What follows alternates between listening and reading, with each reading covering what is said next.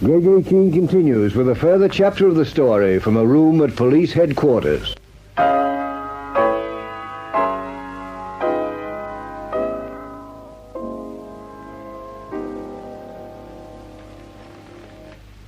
The murder of Evelyn Channel was beautiful in its simplicity. Either Nick Barnes or Felix Huberman took her out of the Poinsettia Club, and yet they've both cast-iron alibis. Barnes was dining at Huberman's house, waited on by the housekeeper, Mrs. Rose. Huberman was at a charity ball in a long coat and white tie, being photographed for the social columns in this morning's paper. That leaves the NightShade ring strong, our men, and they, every one of them, were sitting in the dive in Gregerson Street, while Evelyn was being taken to Camp Cove and strangled. Huberman's here at Phillip Street with Inspector Murray now, not 6 feet away from me, in the next room. The intercom switched on. I can hear every word they say. And with the morning paper under his arm, Huberman doesn't even have to put conviction into his voice. Yes. Well, Felix, as I said, the girl's been strangled, and you knew her well. If it'd been the Archangel Gabriel himself, I'd have had to see you about it. Oh, that's all right, Murray. Say no more. But that's no here and now if you're not satisfied. I'm too busy to be chivied about. Of course I'm satisfied. Don't talk like a fool. I never talked like a fool. Well, Bunyo, I must get along. While you're here, Felix, if you could spare just a minute, another thing I'd like to show you. Well, I'm really rather pressed for time. Well, this won't take 2 shakes. Wait here, Jeff, would you? Well, do speed it up. There's a good fella.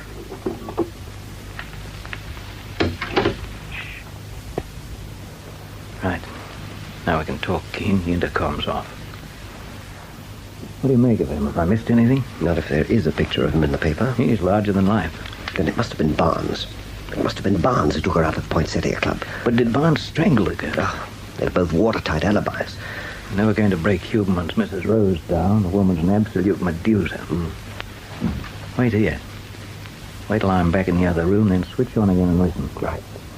Now then, and put that dummy file on Tom Cad's. Right behind you, Keene. Oh. Is it? Thanks. Well, I'm going back. Switch on again and be very quiet. Get back in there before Huberman decides he can't wait. Right.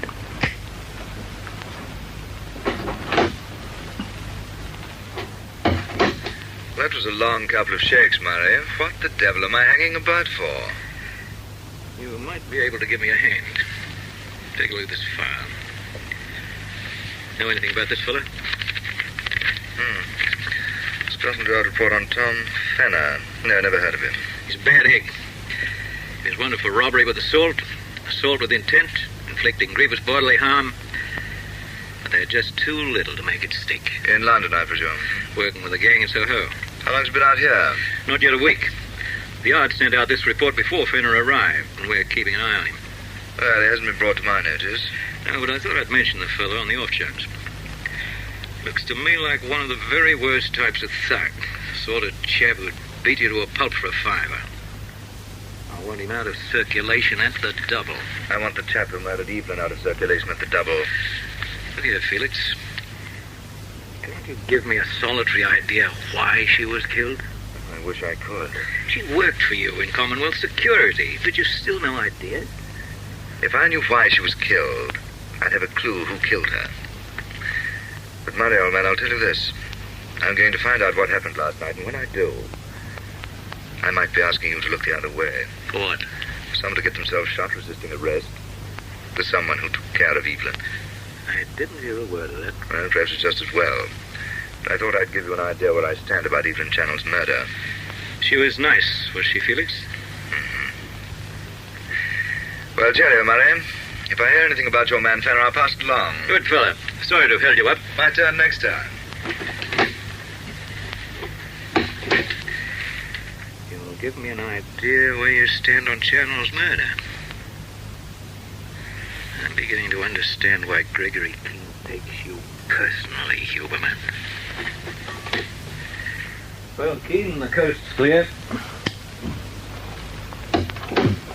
You know, you're dead right, Murray. I take that character very personally. I don't want to arrest him. I don't want to prove anything against him. I just want to know what they did with Bruno Kesselring and then watch Huberman hang. I can tell you now, we won't hang him for Evelyn Channel. It's not a clue. Barnes is clear, Huberman's clear. The NightShade hoodlums are clear. What does that leave us?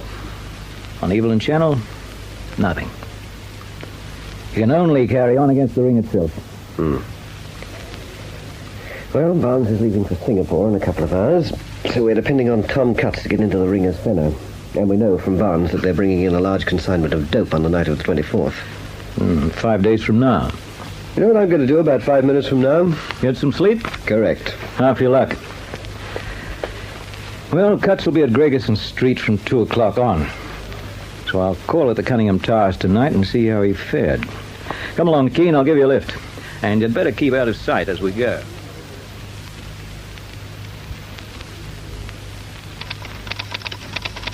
Mr. Mendel? That's correct. How do you do? My name is Barnes, Nicholas Barnes. Excuse me a moment, Mr. Barnes. Miss Linden, close that door, will you please? Thank you. My secretary told me that you have certain legal matters you want to be advised upon, Mr. Barnes. I don't want advice. I want you to carry out some instructions for me. Of what nature? In an hour and a half, I'm leaving by plane for Singapore. I'm due back also by plane from Hong Kong on the 2nd of next month. Here is the most important legal document I'm placing in your care. What am I permitted to know about this document, Mr. Barnes? Nothing. The seals must remain unbroken. That's why I've done them with wax. We're off the beaten track a little. Let me finish. Then tell me if you can do what I want you to do. I've no time up my sleeve. If you're leaving in an hour and a half, you certainly haven't. This envelope containing the document, I want you personally or your representative to meet the plane from Hong Kong that arrives here on the 2nd. If I'm on it, you will hand the envelope to me. If I'm not on the plane, you are to send it by registered post to Major G.G.A. Keene. You'd better jot this down. Let's hear the rest of it first, Mr. Barnes. Address it to Major G.G.A. Keene, care of Miss Sherry Reed, the Cunningham Towers, Victoria Road, Point Elizabeth. That's all. Any idea whether or not you'll be on that plane, Mr. Barnes? I hope to be on it. I really think you should tell me a little more. I'm sorry, I can't possibly. Well, this is the sort of thing our firm doesn't generally handle. Why not? It's perfectly legal. I've closed my bank account, or of course they look after me, and I've not needed legal advice before, so I'm obliged to come to strangers. Now, what about it, Mr. Mendel? Naturally, I'll attend to your fee here and now. If you're not on the plane from Hong Kong, this goes to Major G.G.A. Keene. At once. Seems simple enough. Very well, I'll look after this envelope for you. It'll go into our safe immediately, but I'm doing this, as we lawyers stipulate, without prejudice. That's to say, simply as your agent and nothing more. Oh, that's understood. What's your fee? 5 guineas, Mr. Barnes. No, see Miss Linden as you leave. Have a good trip. Thanks. Goodbye. Goodbye. We'll expect to see you again on the 2nd of next month on the plane from Hong Kong.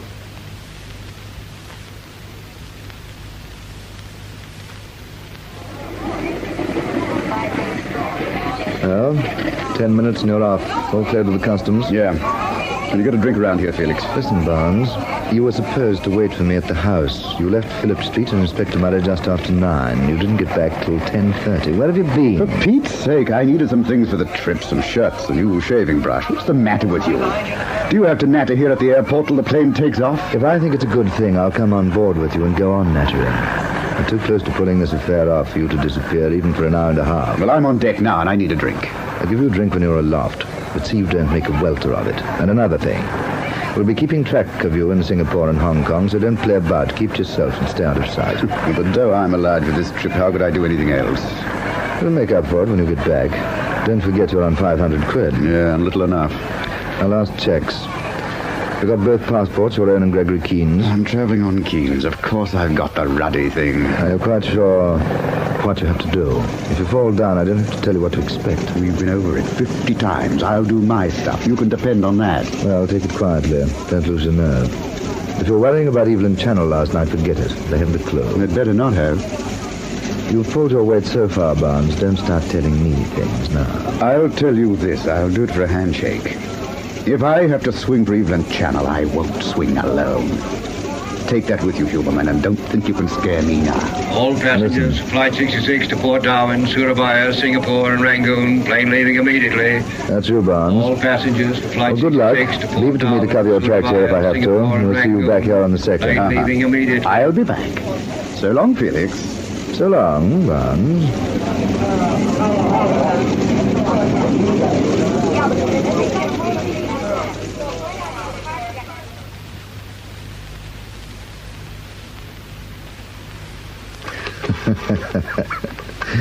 Enjoy yourself, Barnes. Have all the fun you can get.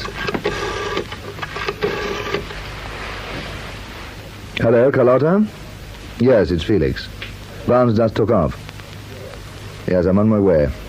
I'll make sure we get a booking. I'll attend to it on my way through town. I'll make a plane booking that'll get Martin Gorse to Hong Kong in time to meet Barnes there on the 30th. That's right, darling. I attend to everything. I even said goodbye to Nicky Barnes for you.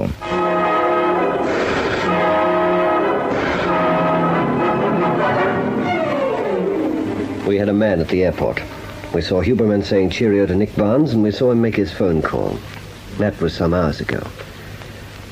Now, Tom Cutts is at Gregerson Street, and things are moving. In 5 days, the NightShade ring's bringing in a shipment of narcotics. We're going to be on hand when they do. We're going to be on hand for every move they make before long, and the gloves are going to be off.